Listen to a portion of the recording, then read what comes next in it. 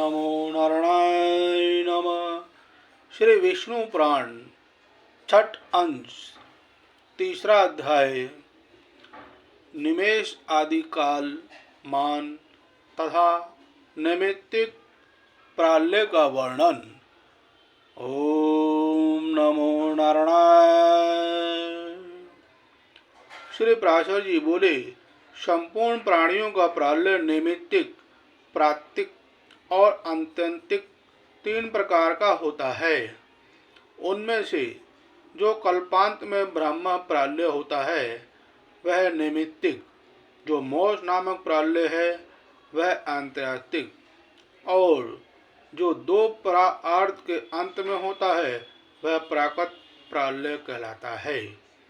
श्री मैत्रेय जी बोले, भगवान आप मुझे प्रार्थ अर्थ की संख्या बतलाइए जिसको दूना करने से प्राकृत प्रालय का परिमाण जाना जा सके। जय श्री हरि। श्री पराशर जी बोले, हे द्विज, 1 से लेकर क्रम 10 गुण गिनते गिनते जो 18वीं बार गिनी जाती है वह संख्या प्रार्थ कहलाती है। हे द्विज, इस प्रार्थ की दूनी संख्या वाला प्राकृत प्रालय है। उस समय यह संपूर्ण जगत अपने कारण अव्यक्त में लीन हो जाता है। मनुष्य का निमेष ही एक मात्रा वाले अक्षर के उच्चारण काल के समान परिमाण वाला होने से मात्रा कहलाता है। उन 15 निमेषों की एक काष्ठा होती है और 30 काष्ठा की एक कला कही जाती है। 15 कला एक नाड़ी का प्रमाण है। वह नाड़ी का 12.5 पल तांबे के बने हुए जल के पात्र से जानी जा सकती है। मगध देशीय माप से वह पात्र जलप्रद कहलाता है।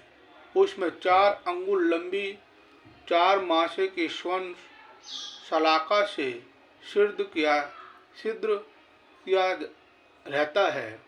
उसके छिद्र को ऊपर करके जल में डुबो देने से जितनी देर में वह पात्र भर जाए उतने ही समय को एक नाड़ी का समझना चाहिए।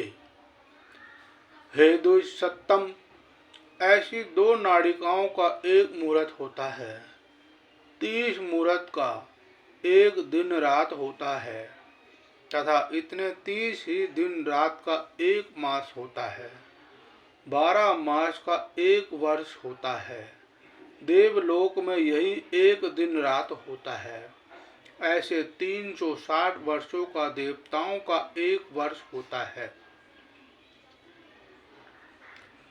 ऐसे 12,000 दिव्य वर्षों का एक चतुर्युग होता है और 1000 चतुर्युग का ब्रह्मा का एक दिन होता है। हे महामुने, यही एक कल्प है। इसमें 14 मनु बीत जाते हैं। हे मैत्रेय, इसके अंत में ब्रह्मा का नैमित्तिक प्रलय होता है। हे मैत्रेय सुनो, मैं उस नैमित्तिक प्रलय का अत्यंत भयानक रूप वर्णन करता हूँ। इसके पीछे मैं तुमसे प्राकृत प्रलय का भी वर्णन करूँगा। एक सहस्त्र चतुर्युग बीतने पर जब पृथ्वी क्षीण प्राय हो जाती है तो 100 वर्ष तक अति घोर अनावृष्टि होती है। हे मुनिषे, उस समय जो पार्थिव जीव अल्प शक्ति वाले होते हैं वे सब अनावृष्टि से पीड़ित होकर सर्वथा नष्ट हो जाते हैं।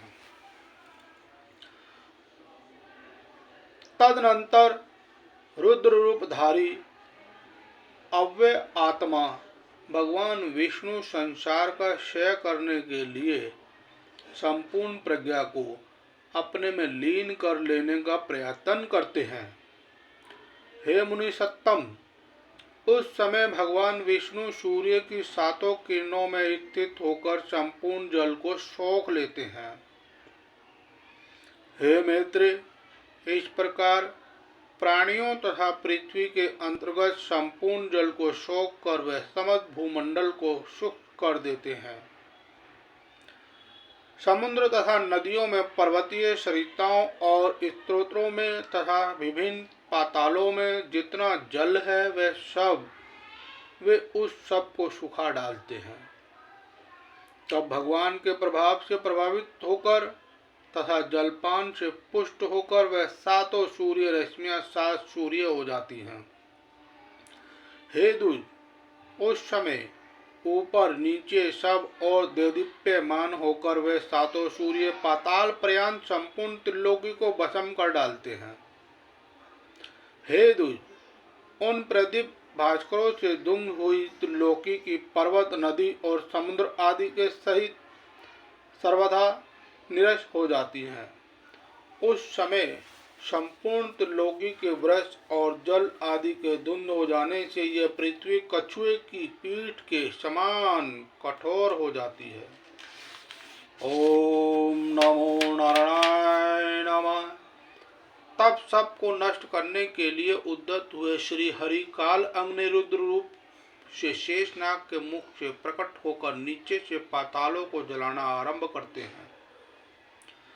वे महान अग्नि समस्त पातालों को जलाकर पृथ्वी पर पहुंचता है और संपूर्ण भूतल को भस्म कर डालता है।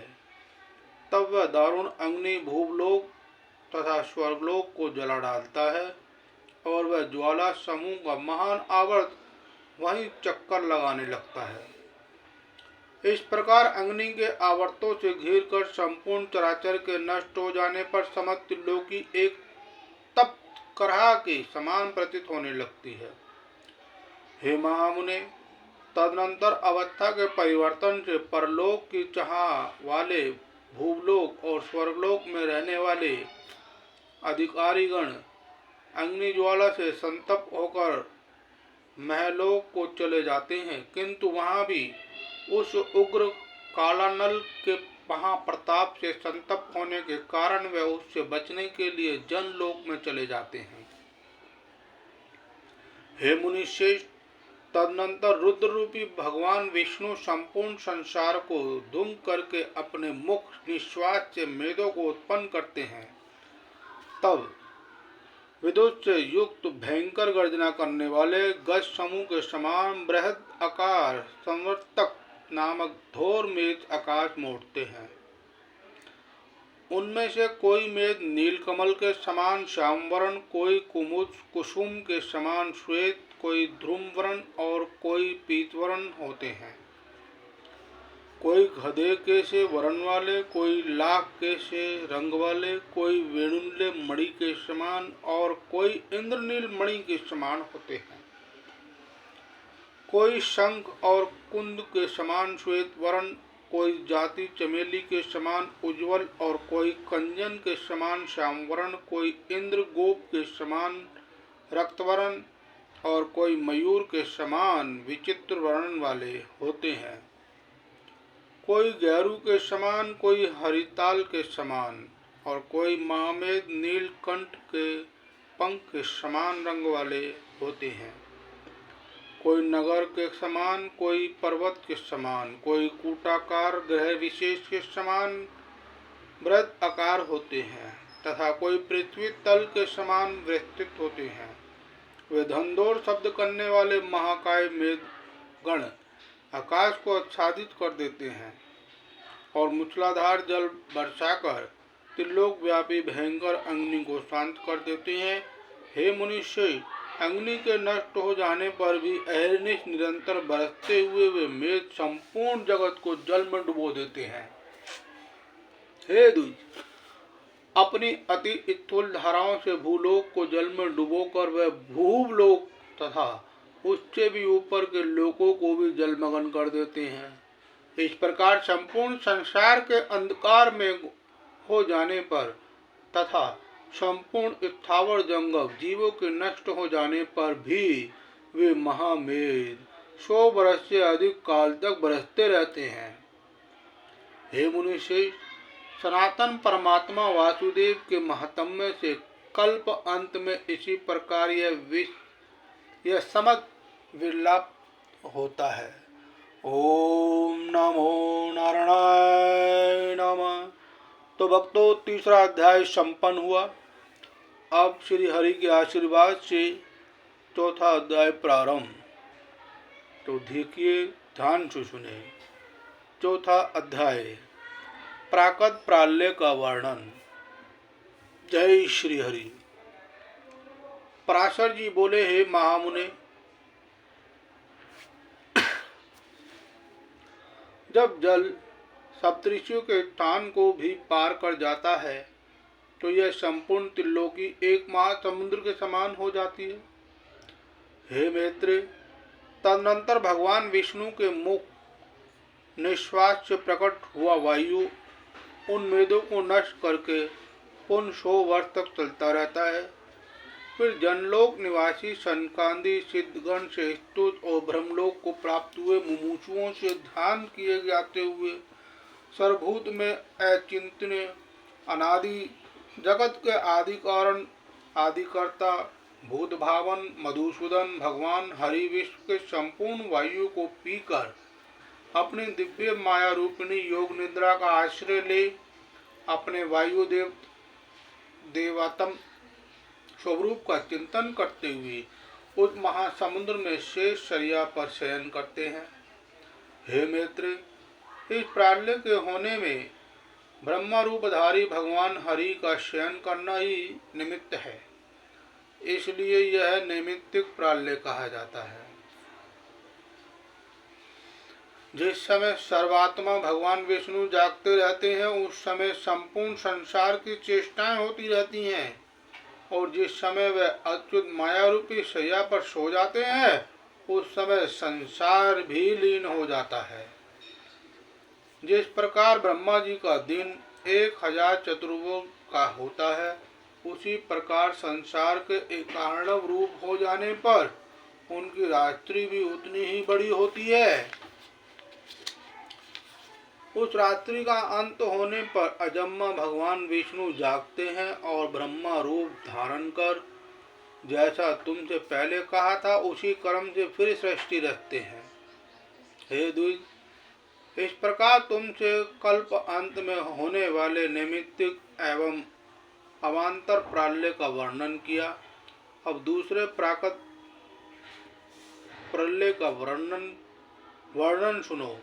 हे मुने, अनावृष्टि आदि के संयोग से संपूर्ण लोक और निखिल पाताल लोक के नष्ट हो जाने पर तथा भगवद इच्छा से उस प्रालय काल के उपस्थित होने पर जब मातव से लेकर पृथ्वी आदि पंच विशेष पर्यंत संपूर्ण विकार क्षीण हो जाते हैं तो प्रथम तल पृथ्वी के गुण गंध को अपने में लीन कर लेता है। इस प्रकार गंध छीन लिए जाने से पृथ्वी का प्रालय हो जाता है। गंध तन मात्रा के नष्ट हो जाने पर पृथ्वी जलमय हो जाती है। उस समय बड़े वेग से दौड़ सब करता हुआ जल बढ़कर इस संपूर्ण जगत को व्याप्त कर लेता है। यह जल कभी स्थिर होता और कभी बहने लगता। इस प्रकार तरंगमालाओं से पूर्ण इस जल से संपूर्ण लोग सब ओर से व्याप्त हो जाते हैं। तदनंतर जल के गुण रस को तेज अपने में लीन कर लेता है। इसी प्रकार रस तन मात्रा का क्षय हो जाने से जल भी नष्ट हो जाता है।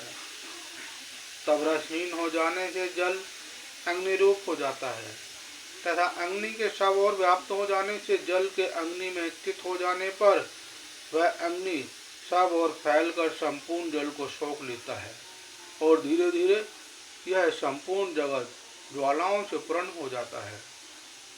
जिस समय संपूर्ण लोग ऊपर नीचे और सब और अग्नि विशाखाओं से व्याप्त हो जाता है उस समय अग्नि के प्रशासक स्वरूप को वायु अपने में लीन कर लेता है। सबके प्राण स्वरूप उस वायु में जब अग्नि का प्राशक रूप लीन हो जाता है तो रूप तन मात्रा के नष्ट हो जाने से अग्नि रूपहीन हो जाता है। उस समय संसार के प्रकाशहीन और तेज के वायु में लीन हो जाने से अग्नि शांत हो जाता है और अति प्रचंड वायु चलने लगता है। तब अपने उद्धव स्थान आकाश का आश्रय कर वह प्रचंड वह प्रचंड वायु ऊपर नीचे तथा सब और दसों दिशाओं में बड़े वेग से चलने लगता है। तदनंतर वायु के गुण स्पष्ट को आकाश लीन कर लेता है। तब वायु शांत हो जाता है और आकाश आवरणहीन हो जाता है।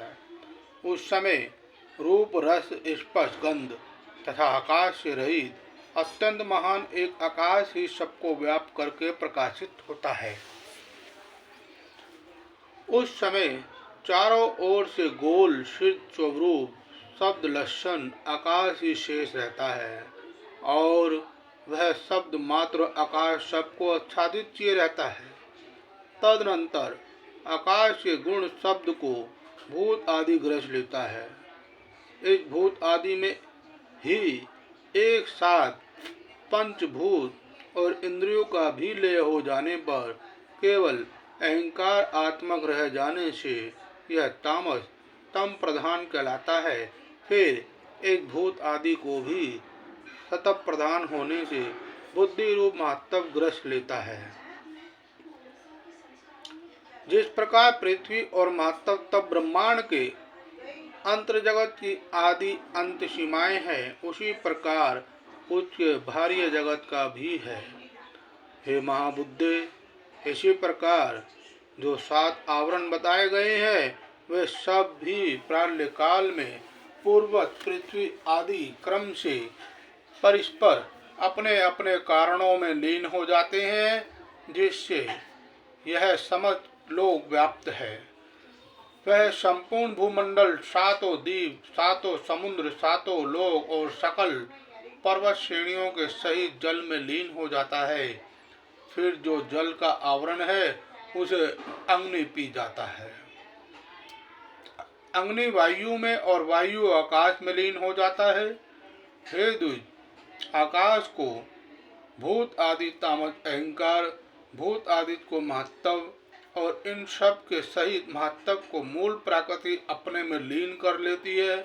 हे महामुने, न्यून अधिक से रहित जो सत आदि तीनों गुणों को सम्य अवस्था है उसी को प्रकृति कहते हैं। इसी का नाम प्रधान भी है। यह प्रधान ही संपूर्ण जगत का परम कारण है। यह प्रकृति व्याप्त है और अव्याप्त रूप से सर्वमयी है। हे मैत्रेय, इसीलिए अव्यक्त में व्याप्त रूप लीन हो जाता है। इसीलिए अव्याप्त में व्याप्त लीन हो जाता है। इससे पृथक जो एक शुद्ध अक्षर नित्य और सर्वव्यापक पुरुष है वह भी सर्वभूत परमात्मा का अंश ही है। जिस सत्ता मात्र स्वरूप आत्मा देह आदि संतान से पृथक रहने वाले ज्ञान आत्मा एवं ज्ञानतव्य सर्वेश्वर में नाम और जाति आदि की कल्पना नहीं है, वही सबका परम आश्चर्य पर ब्रह्मा परमात्मा है और वही ईश्वर है। वह विष्णु ही इस अखिल विश्व रूप से अवस्थित है। उसको प्राप्त हो जाने पर योगीजन फिर इस संसार में नहीं लौटते। जिस व्यक्त और अव्यक्त स्वरूपिणी प्रकृति का मैंने वर्णन किया है वह तथा पुरुष ये दोनों भी उस परमात्मा में ही लीन हो जाते हैं। वह परमात्मा सबका आधार और एकमात्र आदिश्वर है। उसी का वेद और वेदांतों में विष्णु नाम से वर्णन किया है। वैदिक कर्म 2 प्रकार का है, प्रवृत्ति रूप कर्मयोग और निर्वृत्ति रूप सांख्य योग। इन दोनों प्रकार के कर्मों से उस सर्वभूत पुरुषोत्तम का ही यजन किया जाता है।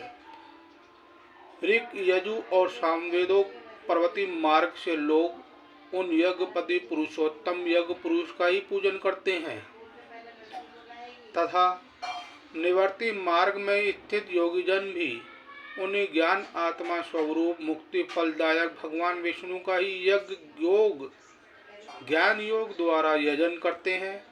हर्षो दीर्घ और पलुप इन त्रिविध स्वरों से जो कुछ कहा जाता है तथा जो वाणी का विषय नहीं है वह सब भी अव्याप्त आत्मा विष्णु ही है। वह विश्वरूपधारी विश्वरूप परमात्मा श्री हरि ही व्याप्त अव्याप्त एवं अविनाशी पुरुष है। हे मैत्रेय, उन सर्वव्यापक और अविकृत रूप परमात्मा में ही व्यक्त अव्यक्त रूपिणी प्राकृति और पुरुष लीन हो जाते हैं। हे मैत्रेय, मैंने तुमसे जो प्रातः काल कहा है वह उन विष्णु भगवान का केवल एक दिन है। हे महामुने, व्याप्त जगत के अव्याप्त प्रकृति में और प्रकृति के पुरुष में लीन हो जाने पर इतने ही काल की विष्णु भगवान की रात्रि होती है। हे द्विज, वास्तव में तो उन नित्य परमात्मा का ना कोई दिन है और न रात्रि, तथापि केवल उपचार आध्यारोप से ऐसा कहा जाता है। हे मैत्रेय, इस प्रकार मैंने तुमसे यह प्राकृत प्रालय का वर्णन किया। अब तुम आत्यांतिक प्रालय का वर्णन और सुनो। ओम नमो नारायणाय नमः। ओम नमो नारायणाय नमः। तो भक्तों, चौथा अध्याय संपन्न हुआ। जय श्री हरि।